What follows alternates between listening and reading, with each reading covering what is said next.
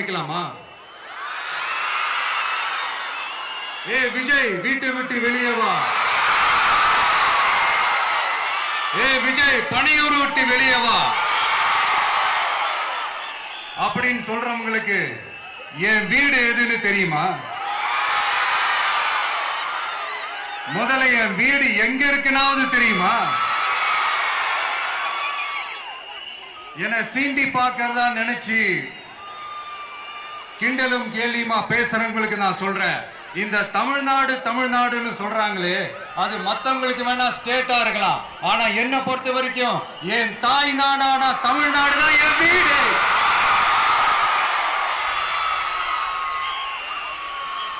என் வீட்டுல மொத்தம் எத்தனை பேர் இருக்காங்க தெரியுமா? 8 கோடி பேர் இருக்காங்க. ஒட்டுமொத்த தமிழ்நாட்டு மக்களும் என் வீட்டு மக்கள், என் குடும்பம், என் உறவு, என் சொந்தம். எனக்கு எல்லாமும் கொடுத்த இந்த 8 கோடி சொந்தங்களுக்கு இனிமே எல்லாமுமா கூட நிக்க போறது இந்த விஜய் மட்டும்தான். தமிழ்நாட்டோட முதல் படை வீரனா, தமிழ்நாட்டோட முதல் பாதுகாவலனா அவங்க கூடவே நிக்கணும்ன்றதுதான் என்னுடைய குறிக்கோள். இன்னைக்கு இந்த விஜய், உங்க விஜய் உங்ககிட்ட ஓட்டு கேட்டு மட்டுமே வரல, உங்ககிட்ட நீதி கேட்டும் வந்திருக்கிற. ஆக்சுவலா உங்களுக்காக நீதி கேட்கறதுக்காக தான் நான் அரசியலுக்கே வந்தேன். ஆனா இன்னைக்கு நான் உங்ககிட்ட நீதி கேட்கறதுக்காக வந்திருக்கிறேன். இந்த விஜய் என்னங்க தப்பு பண்ணா? தன்னை நேசிச்ச தன்னுடைய மக்களுக்காக அரசியலுக்கு வந்தா அது ஒரு தப்பா?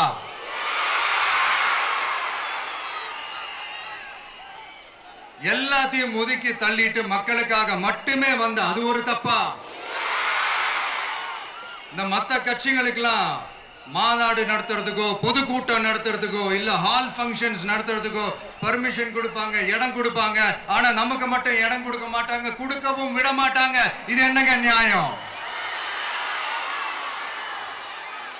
நான் போய் மக்களை சந்திக்கிறதுக்கோ இல்ல மக்கள் வந்து என்ன சந்திக்கிறதுக்கோ ஒரு உரிய இடமோ இல்ல உரிய பாதுகாப்போ மத்த கட்சிகளுக்கு எல்லாம் கொடுப்பாங்க. ஆனா எனக்கு கொடுக்க மாட்டாங்க, கொடுக்கவும் விட மாட்டாங்க. இது என்னங்க நியாயம்?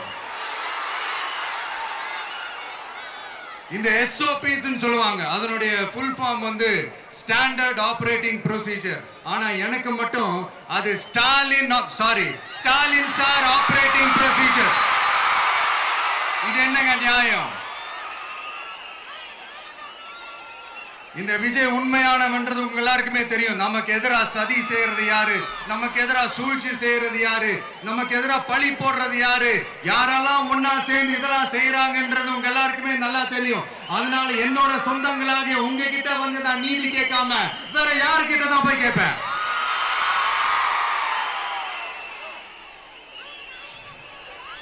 செல்ஃபே எடுக்காத ஒரு கூட்டணி கணக்கு, செல்ஃபே எடுக்காத ஒரு அறத பழைய அரித்மெட்டிக் கணக்கு, இதெல்லாம் வேலைக்கே ஆகாது. ஆணித்தரமா அடிச்சு சொல்றேன்.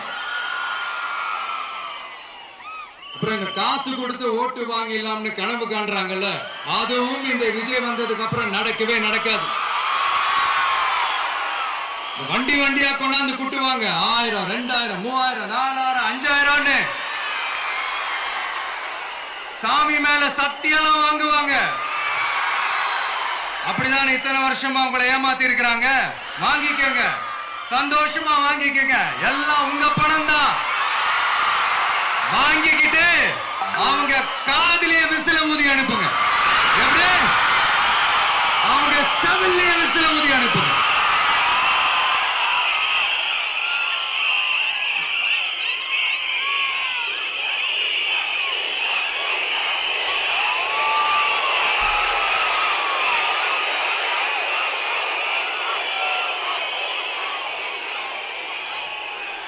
அடுத்து நம்மளுடைய ஜென்சி அடுத்த இளம் தலைமுறையினருக்கும் ஒன்று நான் சொல்லணும்னு நினைக்கிறேன். இந்த பணத்தை கொடுத்து ஏமாத்தி ஓட்டு வாங்குற அந்த கலாச்சாரம் ஒழியணும். பணத்தை கொடுத்து ஏமாத்தினா ஏமாறுவீங்க. உங்களை தான் கேட்கிறேன், பணத்தை கொடுத்து ஏமாத்தினா ஏமாறுவீங்க? எல்லாரும் கொஞ்சம் கையப்படி வைங்களேன் எனக்காக. நான் சொல்றத கொஞ்சம் ரிப்பீட் பண்ணுங்க. எங்க ஓட்டு எங்க உரிமை. எங்களை யாரும் விலைக்கு வாங்க முடியாது. எங்கள் ஓட்டு விசில் சின்னத்துக்கு தான். வேற யாரையும் நம்பி ஏமாற மாட்டோம். தேங்க்யூ. கேட்டுச்சா சார்? இனிமே நீங்க கொள்ளையடிச்சு வச்சிருக்கிற பணம் எல்லாம் வேஸ்டா போகுது. குப்பையில தான் தூக்கி போடணும். உங்களுடைய இந்த ஊழல் ஆட்சியும் மக்கள் குப்பையில தான் தூக்கி போட போறாங்க.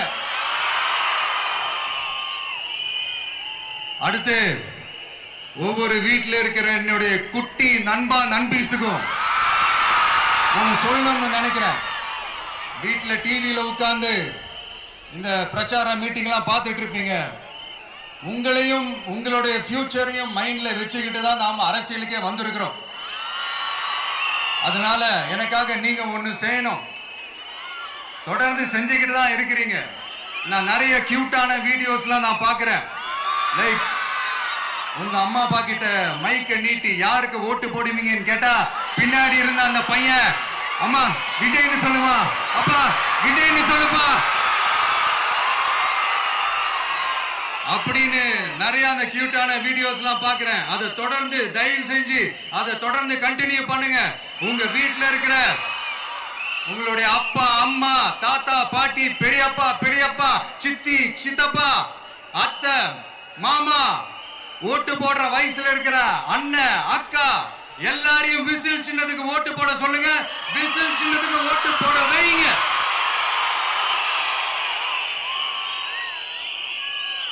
இந்த தேர்தல் நெருங்கிற இந்த நேரத்தில் பொலிட்டிக்கலா ஸ்பீக்கிங் டு த பாயிண்ட் ஒரே ஒரு விஷயம் நான் சொல்லணும். நாங்க அரசியலுக்கு வந்தது எந்த கட்சியும் ஒழிக்கிறதுக்கோ அழிக்கிறதுக்காகலாம் நாம அரசியலுக்கு வரல. யார் மேலேயும் தனிப்பட்ட ஒரு வன்மமோ இல்ல தனிப்பட்ட கோபமோ அப்படிலாம் யார் மேலேயும் கிடையாது. இந்த மற்றவங்க மாதிரி இந்த வெறுப்பு அரசியல் பண்றதுக்காகலாம் நாம அரசியலுக்கு வரல. அரசியல் ரீதியா நம்மளுடைய எதிரிகள் யாருன்னு டிக்ளேர் பண்ணிட்டு தேர்தலில் நின்று ஜெயிச்சு மக்களுக்காக எங்களுடைய நன்றி கடனை செலுத்துறதுக்காக தான் நாம அரசியலுக்கே வந்திருக்கோம். Just want to make this clear. அவங்கள கேள்வி கேட்கறதுக்கு முன்னாடி அவங்களோட இயலாமையை மறைக்கிறதுக்காக இந்த ஏ டீம் பி டீம் இதெல்லாம் கூட சேர்த்துக்கிட்டு ஒரே விஷயத்த சொல்லி அழுவுறாங்கல்ல. என்னன்னு சொல்லி அழுவுறாங்க? அனுபவம் இல்லாதவங்களால எப்படி ஆட்சி அதிகாரத்தை செய்ய முடியும் அப்படின்னு ஒரே விஷயத்த சொல்லி அழுவுறாங்கல்ல. அந்த அழுகைக்கு நாம ஒரு பதிலடி கொடுக்கணும்ல. மக்களே, நான் உங்களையே கேட்கிறேன், தெரியாம தான் கேட்கிறேன். இந்த அனுபவம் அனுபவம் அனுபவம்னு சொல்றாங்களே, அதிகாரத்தை வச்சு மக்கள் பணத்தை கொள்ளையடிச்சதை தாண்டி வேற ஏதாவது கொம்பு முளைச்ச பெரிய அனுபவம் இவங்களுக்கு இருக்குதா?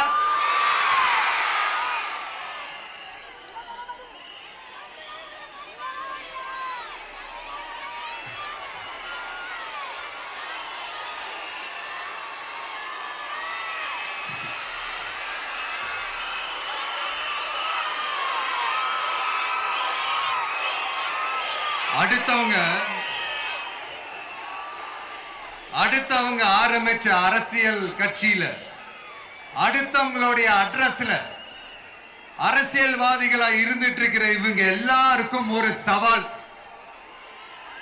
என்ன மாதிரி தனியா என்ன மாதிரி சொந்தமா ஒரு கட்சி ஆரம்பிச்சு 1% அட்லீஸ்ட் 1% வாக்கு வாங்கி காட்டுற அந்த தில் இருக்குதா, திராணி இருக்குதா? 30 வருஷமா மக்கள் இயக்கமா இருந்து இன்னைக்கு மிகப்பெரிய ஒரு அரசியல் கட்சியா வளர்ந்து இந்த கூட்டணி கட்சிகள் மட்டுமே நம்பி இருக்கிற 75 வருஷ கட்சி 50 வருஷ கட்சின்னு இன்னைக்கு ஆட்சி அதிகாரத்தில் இருந்துட்டு இருக்கிற இவங்க எல்லாரையும் மீறி இன்னைக்கு களத்துல தனியா நின்னு இந்த 2 வருஷத்துல முதன்மை சக்தியா வளர்ந்து 30% தாண்டி இன்னைக்கு மக்கள் ஆதரவை பெற்றிருக்கிற நமக்கு அனுபவம் இல்லையா? உங்களுடைய அனுபவம் என்னன்னு சொல்லட்டுமா? கட்சி ஆரம்பிச்ச அண்ணாவை மறந்தது, கட்சி ஆரம்பிச்ச எம்ஜிஆர் அவர்களை மறந்தது, கட்சியை வளர்த்த ஜெயலலிதா மேடம் அவங்களை மறந்தது. இவங்க எல்லாரும் சொன்ன விஷயங்கள், பேசின விஷயங்கள், எதையெல்லாம் ஃபாலோ பண்ணணும்னு சொன்ன விஷயங்கள் எல்லாத்தையும் மறந்தது. இவங்களுக்கு நமக்கு அனுபவம் இல்லையா? நமக்கு அனுபவம் இல்லதான். கொள்ளை அடிக்கிறதுலாம் எங்களுக்கு அனுபவம் இல்லதான். அதெல்லாம் எங்களுக்கு சுட்டு போட்டாலும் வராது. இந்த கொள்கையை பேருக்கு மட்டும் வச்சுக்கிட்டு நேரடியா சரண்டர் ஆகிறது, மறைமுகமா சரண்டர் ஆகிறது, இந்த மாதிரி அனுபவம் நமக்கு இல்லதான். அதுவும் நமக்கு சுட்டு போட்டாலும் வராது. மக்களை நேசிக்கிற நல்ல குணம் இருந்தா போதும்யா. நல்ல சூப்பரான ஒரு நல்லாட்சி கொடுக்கலாம். நல்லாட்சி கொடுக்கிறதுக்கு மெத்த படிச்ச மேதாவிகளா இருக்கணும்லாம் ஒன்னும் அவசியம் இல்ல. காமராஜர் அவர்கள் மாதிரியோ, எம்ஜிஆர் அவர்கள் மாதிரியோ மக்கள் சக்தியின் துணையால, மக்கள் மேல அக்கறையா இருக்கக்கூடிய நல்ல அதிகாரிகளின் துணையால சூப்பரான ஒரு நல்லாட்சி என்னால கொடுக்க முடியும், செஞ்சு காட்டுறேன்.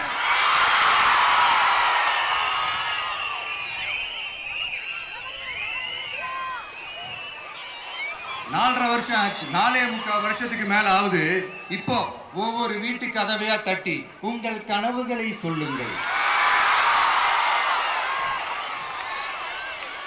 உங்கள் கனவுகளை சொல்லுங்கள், நாங்கள் அதை நிறைவேற்றி காட்டுறோம். இல்ல, ஸ்டாலின் சாருக்கு மக்கள் சார்பா ஒரு கேள்வி. மக்களுடைய கனவு என்னன்னு உங்களுக்கு தெரியுமா சார்? அது சரி, அவங்க என்ன நினைக்கிறாங்கன்னு உங்களுக்கு தெரியாது, அதுக்கப்புறம் எப்படி அவங்க கனவுகளை பத்தி உங்களுக்கு தெரியும். மக்களோட கனவு என்னன்னு நான் சொல்லட்டுமா சார்?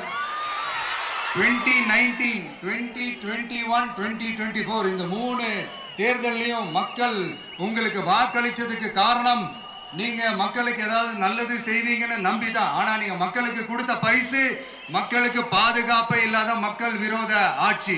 அந்த மக்கள் விரோத ஆட்சியை அகற்றிட்டு அந்த இடத்தில் தமிழக வெற்றி கழகத்தை ஆட்சி பீடத்தில் அமைக்கணும் அப்படின்றதுதான் மக்களுடைய ஒரே கனவு. இந்த மக்கள் விரோத திமுக அரசை நிலைக்க கூடாது அப்படின்றதுதான் மக்களுடைய ஒரே கனவு. 100% தூய சக்தி டிவிக்கு ஆட்சி அமைக்கும். அதுல உங்களுடைய கனவுகள், உங்களுடைய ட்ரீம்ஸ் எல்லாமே ஃபுல்ஃபில் ஆகும், நிஜமாகும்.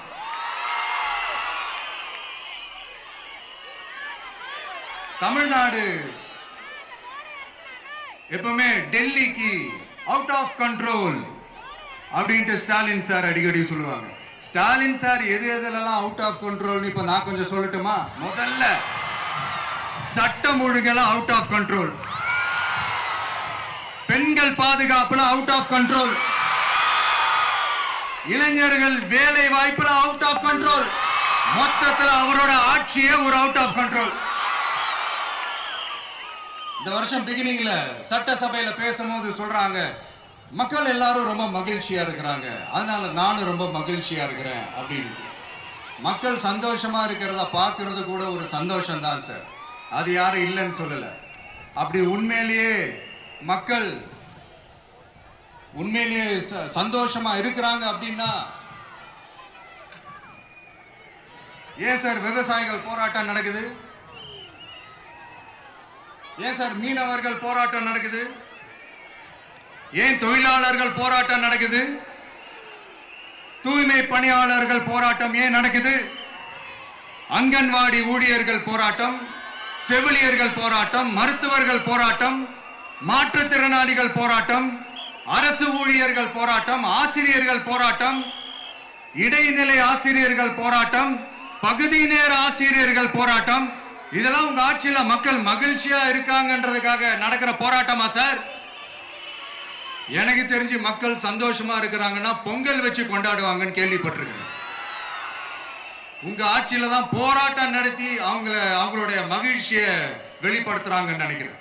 இன்னும் தீரவே தீராத பிரச்சனைகள்னா இருக்கிற இடம் பிரச்சனை, பார்க்கிற வேலை பிரச்சனை, பண்ற தொழில் பிரச்சனை, விலைவாசி பிரச்சனை, தண்ணி பிரச்சனை, பஸ் வசதி இல்லைன்ற பிரச்சனை, ரோடு சரி இல்லைன்ற பிரச்சனை,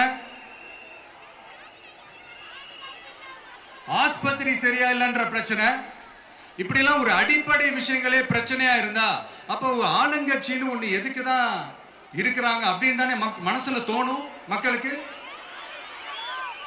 ஆட்சிக்கு வர்றதுக்கு முன்னாடி தான் பொய் பொய்யா அடிச்சு விட்டீங்க. இப்ப ஆட்சியை விட்டு போகும்போது கூட பொய் பொய்யா பேசுறீங்களே சார், என்ன சார் இது? மாத்தி மாத்தி பேசுறதுல நீங்க வேற லெவல் தான் சார். ஆட்சிக்கு வந்த அடுத்த வருஷமே 2022ல 70% வாக்குறுதிகளை நிறைவேற்றிட்டோம்னு சொன்னாங்க. அப்புறம் போன வருஷம் 90% வாக்குறுதிகளை நிறைவேற்றிட்டோம்னு சொன்னாங்க. அப்புறம் இந்த வருஷம் 505 வாக்குறுதிகளை 404 வாக்குறுதிகளை நிறைவேற்றிட்டோம். கிட்டத்தட்ட ஒரு 80% வாக்குறுதிகளை நிறைவேற்றிட்டோம்னு சொன்னாங்க. முதல்ல 70, அப்புறம் 90, அப்புறம் 80. இன்னும் தேர்தல் நெருங்க நெருங்க அது 60, 50, 40, 30, 20ல போய் நிற்கும்னு நினைக்கிறேன். அதையும் அவரே அறிவிப்பாரோ என்னமோ எனக்கு தெரியல. முதல்வர் ஸ்டைல்லையே சொல்லணும்னா, பொய்யிலேயே பிறந்து பொய்யிலேயே வளர்ந்த புலவர் பெருமானே, கொஞ்சம் அதை திருத்தி சொல்றேன், புலுகர் பெருமானே. அது இன்னும் பொருத்தமா இருக்கும். அவருடைய அண்ட புழுகு, ஆகாச புழுகு என்ன தெரியுமா? பெண்களுக்கு பாதுகாப்பு தமிழ்நாட்டில் எங்க போனாலும் கொட்டி கிடக்குதான். அப்படி அது உண்மைனா அண்ணா யூனிவர்சிட்டி அந்த பொண்ணுக்கு ஏன் சார் அப்படி ஒரு கொடுமை நடந்துச்சு? கோவை கல்லூரி பெண்ணுக்கு ஏன் சார் அப்படி ஒரு கொடுமை நடந்துச்சு? பெண் குழந்தைகள் பாதிக்கப்படுறதா கிட்டத்தட்ட 1000க்கும் மேலான போக்சோ கேசுகள் ஏன் சார் பதிவானுச்சு? போதைப் பொருள் கலாச்சாரம் கண்ட்ரோலே இல்லாம அது பாட்டுக்கு தாறுமாற எங்கேயோ போய்கிட்டு இருக்கு. வயலன்ஸ்லாம் தலைவிரிச்சு ஆடுது. அதுக்கு ஒரு ரீசெண்ட் எக்ஸாம்பிள் அந்த ரயில்வே ஸ்டேஷன்ல அந்த சிறுவர்கள் எல்லாரும் சேர்ந்து செஞ்ச அந்த சம்பவம். சட்டம் ஒழுங்கு சரியா இருந்தா ஏன் சார் இப்படி எல்லாம் நடக்குது? சட்டம் ஒழுங்கு சரியா இருக்கணும்னா முதல்ல தமிழ்நாட்டுக்கு ஒரு டிஜிபி வேணும் சார். எங்க சார் போனார் அவரு? எங்க அவரு? சும்மா இந்த ஆக்டிங் ஆபீசரை வச்சுக்கிட்டு அரசாங்கத்தை நடத்துனீங்கன்னா இப்படிதான் சட்டம் ஒழுங்கு சந்தி சிரிக்கும். முதல்ல தமிழ்நாட்டுக்கு ஒரு டிஜிபியை போடுங்க சார். அதுக்கப்புறமாச்சும் சட்டம் ஒழுங்கு சரியாகுதான்னு பார்ப்போம். சரிப்பா, கேள்வியா கேட்கிறிய, நீ வந்தா என்ன செய்வ அதானே கேட்கிறீங்க. கரெக்ட், கேட்கணும். மக்களோட அடிப்படை தேவைகளை தீர்க்கிறது தான் நம்மளுடைய ஃபர்ஸ்ட் வேலையே. அதை தீர்க்கிறதுக்கான அந்த தேடி போறது, அதோட சொல்யூஷனை தேடி போறது தான் நம்மளுடைய ஃபர்ஸ்ட் அஜெண்டாவே. கொஞ்சம் வெயிட் பண்ணுங்க, தேர்தல் அறிக்கை ரெடி ஆயிட்டு இருக்கு. தெளிவான ஒரு தேர்தல் அறிக்கையாவது வரும். என்ன நம்புற உங்களை நான் டிசப்பாயிண்ட் பண்ணவே மாட்டேன்.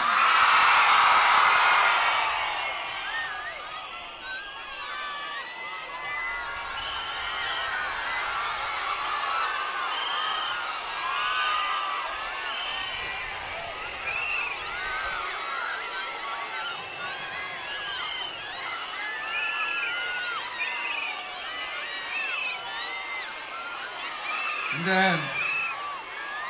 சும்மா ஆட்சிக்கு வரணும்ன்றதுக்காக இந்த நடைமுறைக்கு சாத்தியமே இல்லாத இந்த மாதிரி விஷயங்கள் எல்லாம், வாக்குறுதிகளை நான் என்னைக்குமே கொடுக்கவே மாட்டேன். அதே மாதிரி ஆட்சிக்கு வந்ததுக்கு அப்புறம் கூட அவங்க அது தரல, இவங்க இது தரல அப்படின்லாம் பம்மிக்கிட்டு இல்லாம உங்களுக்காக எந்த எக்ஸ்ட்ரீமுக்கும் போய் நான் போராடவும் தயாரா இருக்கிறேன்.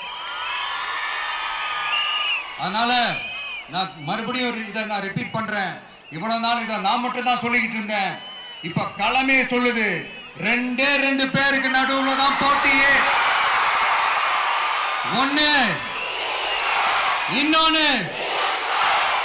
ஒண்ணு தூய சக்தி டிவிக்கு, இன்னொன்னு தீய சக்தி டிஎம்கே.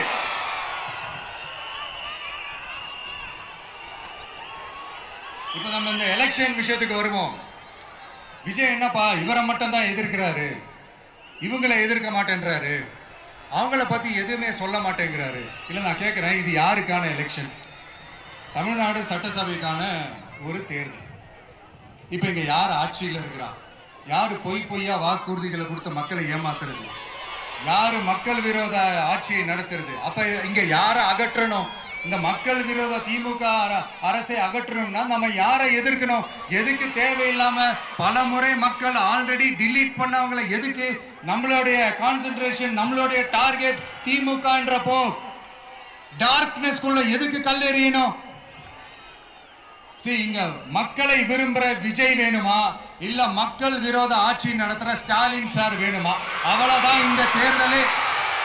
இதுக்கு நடுவுல வேற யாருமே கிடையாது. புரியுதுங்களா உங்களுக்கு? என் நெஞ்சில் குடியிருக்கும் சேலம் மக்களே,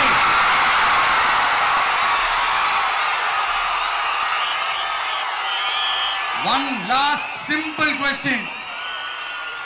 விஜய் நம்புறீங்களா ஸ்டாலின் சார நம்புறீங்களா? அவ்வளவுதான், முடிஞ்சு போச்சு. கதம் கதம். போர் முழக்கம் உங்களை ஒரு நிமிஷம் கூட தூங்க விடாது. இந்த போன லாஸ்ட் வீக் இந்த டிஎன்பிஎஸ்சி இந்த எக்ஸாம்ஸ், இந்த குரூப் 2 எக்ஸாம்ஸ் அதை அனௌன்ஸ் பண்ணிட்டு உடனே அதை கேன்சல் பண்ணிட்டாங்க. இது உலகத்துக்கு எல்லாருக்கும் தெரியும். கேன்சல் பண்ணிட்டு ரொம்ப சிம்பிளா டெக்னாலஜி ஏதோ சம் ஃபால்ட், டெக்னிக்கல் ஃபால்ட் அப்படின்னு சொல்லி அதை கடந்து போயிட்டாங்க.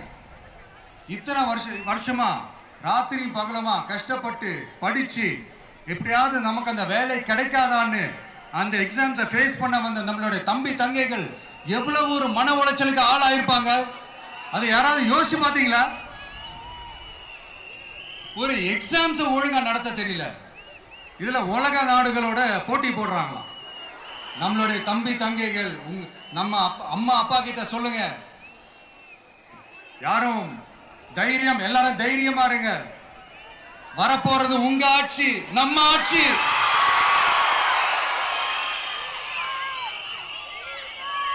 அதனால இந்த மாதிரிலாம் எதுவும் நடக்காம சமூக நீதிக்கான ஒரு நல்ல ஆட்சியை அமைப்போம். இளைஞர்களின் வேலை வாய்ப்புகளை மனசுல வச்சுக்கிட்டு டிரான்ஸ்பரண்டா அதுக்கான ஒரு தீர்வை காணுவோம். நான் விக்கிரவாண்டி மாநாட்டில் பேசும்போது ஒரு பொலிட்டிக்கல் பாம் ஒன்னு சொன்னேன், ஞாபகம் இருக்கா? ஆட்சியிலையும் பங்கு அதிகாரத்திலையும் பங்குன்னு ஒன்னு சொன்னேன். இப்போ அந்த பொலிட்டிக்கல் பாம் எல்லா கூட்டணியிலையும் வெடிச்சுக்கிட்டு இருக்கு, தாறுமாற வெடிச்சுக்கிட்டு இருக்கு. ஸ்டாலின் சார்லாம் பதறாரு. ஆட்சி அதிகாரத்துல பங்கெல்லாம் தமிழ்நாட்டில் ஒத்து வராது அப்படின்னு சொல்றாரு. அவங்கள பொறுத்த வரைக்கும் ஜெயிக்கிறதுக்காக மட்டும்தான் கூட்டணி, மற்ற எல்லாத்துக்குமே அவங்க தனி அணி, அவங்க மட்டுமே ஒரே அணி. வெல்வோம் ஒன்றாக, ஆனா வரும் வெல்த் எல்லாம் பார்ப்போம் தனியாக. அந்த வெல்வோம் ஒன்றாக என்றது இதுதான் சீக்கிரட்டே. புரிய வேண்டியவங்களுக்கு நல்லா புரியும் நினைக்கிறேன். உங்களோட நான் இருக்கேன், நம்மளோட நம்ம மக்கள் இருக்காங்க. இதுக்கு மேல என்ன வேணும்? கான்பிடென்டா இருங்க, நல்லதே நடக்கும், வெற்றி நிச்சயம். மீண்டும் சந்திக்கும் வரை நன்றி, வணக்கம்.